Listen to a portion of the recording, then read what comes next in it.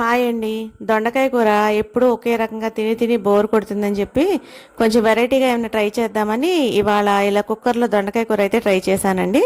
ఒక కుక్కర్ పెట్టేసుకుని కొద్దిగా ఆయిల్ వేసి జీలకర్ర, ఆవాలు వేసి కొద్దిగా కరివేపాకు పెద్ద పెద్దగా ఉన్నాయని ఆకులు తుంచుకుని అయితే వేసుకున్నానండి. ఇవి వేసి కొద్దిగా వేగిన తర్వాత ఉల్లిపాయ పచ్చిమిరపకాయ వేసి వేయించుకున్నానండి. ఈ ఉల్లిపాయ పచ్చిమిరపకాయ కూడా వేగిన తర్వాత దీనిలో అల్లం వెల్లిపాయ పేస్ట్ అయితే వేసి వేయించానండి. అల్లం వెల్లిపాయ పేస్ట్ పచ్చివాసన పోయిన తర్వాత టమాటాలు చిన్న చిన్న ముక్కలుగా కట్ చేసి వేశాను. నేను ఆనియన్ కట్టర్లో కట్ చేసి పేస్ట్ వేస్తాను, కానీ ఈరోజు టమాటా ముక్కలే వేసేసుకున్నానండి. కుక్కర్లో కదా ఉడికిపోతుంది కదా అని, అదే బయట అయితే ఉడకదని చెప్పి అట్లా చేస్తూ ఉంటాను.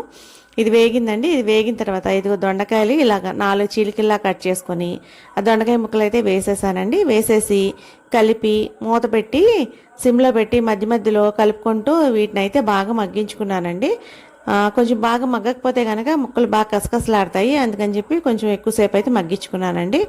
దీనిలో కొద్దిగా పసుపు, మీ టేస్ట్కి తగ్గట్టు కారం, కొద్దిగా కళ్ళుప్పు వేసాను. కళ్ళుప్పు మీరు అబ్జర్వ్ చేస్తే నేను ఎప్పుడు చేతితోనే వేస్తానండి, ఎందుకంటే నేను స్పూన్తో వేస్తే ఎంత వేస్తున్నానో లెక్క తెలీదు, ఫస్ట్ నుంచి ఇలా అలవాటు, అందుకని అట్లా చేతితోనే వేసుకుంటాను.